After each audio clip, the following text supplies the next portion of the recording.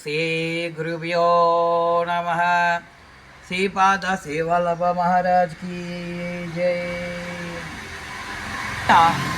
సమస్యలతో పుట్టిమెట్లు ఆడుతూ మేము శ్రీపాద శ్రీవల్లభులం భక్తులమండి, సిద్ధమంగళ సూత్ర పఠనం చేస్తున్నాము, శ్రీపాద వల్లభుల యొక్క చరిత్ర చదువుతున్నాము, గురు చరిత్ర చదువుతున్నాము అని చెప్తూ మాకు ఈ సమస్యలు వస్తున్నాయి, దానికి పరిష్కారం తెలియచేయండి అని చెప్పేసి నాకు చాలామంది ఫోన్ చేస్తూ ఉంటారు. అనేకమంది ఈ ప్రతి సమస్య కూడా నేను మీలాంటి వాడినే, కానీ నేను ఇక్కడ ఆయన తెలియజేస్తూ ఉంటాను. నా దగ్గర శక్తి మహిమలు ఏమీ లేవు, ఈయనకి మాత్రమే తెలియజేస్తాను. ఆయన చెవిలో మాట వేస్తాను అంతే. ఆయన చిరునవ్వు నవ్వితే నాకు తెలిసిపోతుంది వెంటనే ఆయన నవ్వారంటే మీ పని అయిపోయినట్టే. కానీ ఏదైనా జటిలమైన సమస్యలు ఉన్నప్పుడు వెంటనే ఫోన్ చేస్తూ ఉంటారు. దయవుంచి అలా వెంటనే చేయకండి. రోజుకి 100 నుంచి 200 కాల్స్ మాట్లాడుతున్నాను నేను.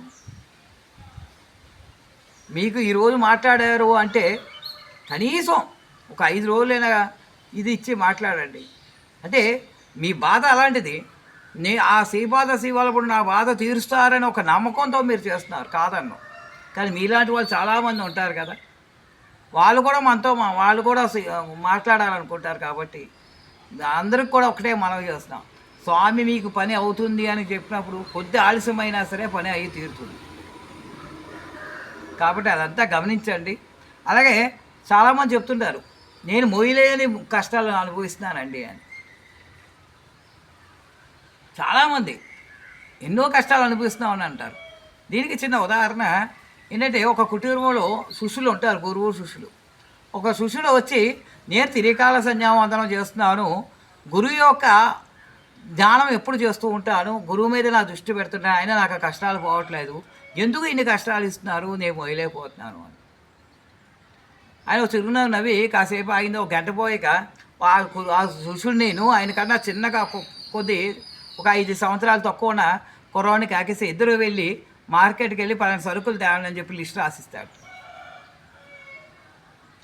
ఇద్దరు ఒక అరగంట పోయిన ఆ లిస్టులో ఉన్న సరుకులు అన్ని కొనుక్కొచ్చి వస్తుంటారు, తెస్తారు గురువుగారి దగ్గరికి. అప్పుడు అడుగుతాడు గురువుగారు, నాయన ఇంత పెద్ద బరువు నువ్వు మోస్తున్నావు, ఆ కుర్రవాడికి ఆ చిన్న బరువు ఇచ్చేవి నాయన అని.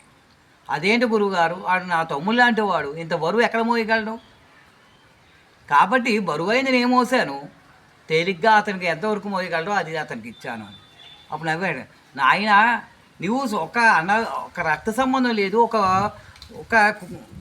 నా దగ్గర ఇద్దరు శిష్యులు మీరు, నువ్వు తమ్ముడు కాదు ఏమీ కాదు, అతని గురించి అంతలా ఆలోచిస్తున్నావు. నువ్వు నిన్ను పుట్టించిన దేవుడికి తెలియదంటవా నువ్వు ఎంత బరువు మోయగలవో, నీకు బరువు లేని కష్టాలు ఎందుకు ఇస్తాడు నీకు, అది నువ్వు అనుభవించగలవు, అది అనుభవిస్తే నీ కర్మ యొక్క ఫలితాన్ని మాసి చేసిన వాడు అవుతావు నువ్వు. కాబట్టి ఎవరు కూడా అనుకోకరు నేను మోయలేకపోతున్నాను, కష్టం అనుభవించలేకపోతున్నాను అని కాదు. ఎటువంటి కర్మఫలాన్ని ప్రతివారు అనుభవించి తీరవలసిందే. ఈ కర్మఫలాన్ని యొక్క తీవ్రతను ఎలా తగ్గించుకోవాలంటే గురు యొక్క పాదాల చింత మాత్రమే ఉంటేనే ఆ యొక్క తీవ్రత తగ్గుతుంటుంది. అది అసలైన విషయం. అందరూ కూడా గురువుని స్మరిస్తూ ఉండండి. అలాగే మేము ఆగస్టు 3వ తారీఖున దత్తహోమం చేయడం జరిగింది. చాలామంది భక్తులు అడిగారు లైవ్లో పెట్టండి అని. నాది ఒక చిన్న ఫోను, అది గమ్ముని హ్యాక్ అయిపోవడంతో నేను లైవ్లో పెట్టలేకపోయాను. 4వ తారీఖున కమలాత్మక దేవి హోమం జరిగింది, దానికి కొద్ది వరకు లైవ్లో పెట్టడానికి ప్రయత్నించాను, అది కూడా సరిగ్గా రాలేదు. అయినప్పటికీ కూడా చాలామంది భక్తులు చూశారు. మీరు కొంతమంది ఈ వాట్సాప్ గ్రూప్లో వాళ్ళు ఉన్న వాళ్ళైతే తెలుస్తుంది, దత్తహోమంలో కూడా దత్తాత్రేయుడు యొక్క దర్శనం అయింది. కమలాత్మక దేవి యొక్క హోమంలో కూడా అమ్మవారు స్పష్టంగా కనపడటం జరిగింది. అదే మన సాంకేతికాలు.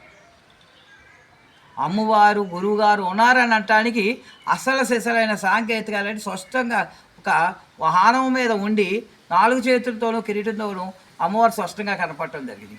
నిజంగా కమలాత్మక దేవి స్పష్టంగా దర్శనం మనకి ఇచ్చారు.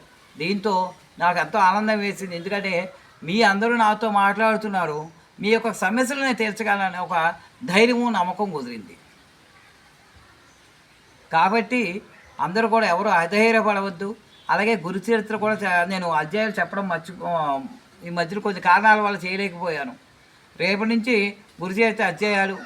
తర్వాత విషయం ఏంటంటే, ఈ గురు చరిత్ర ఎప్పుడైతే పూర్తి అవుతుందో త్రిపుర రాశి అనే పుస్తకం ఉంది, బ్రహ్మాండమైన పుస్తకం, అందరికీ ఉపయోగపడుతుంది. అది కూడా నేను ఈ యూట్యూబ్ ద్వారా మీ అందరికీ తెలియజేయాలనుకుంటున్నాను. ఇంక ఇక్కడి నుంచి అందరూ కూడా శ్రీపాద శివుల భక్తులందరికీ చిన్న మాట ఇస్తున్నాను. ఎంతో పెద్ద గ్యాప్ లేకుండా వీడియోలు చేస్తూ ఉంటానని మాట ఇస్తున్నాను. జయ గురుదేవ దత్త.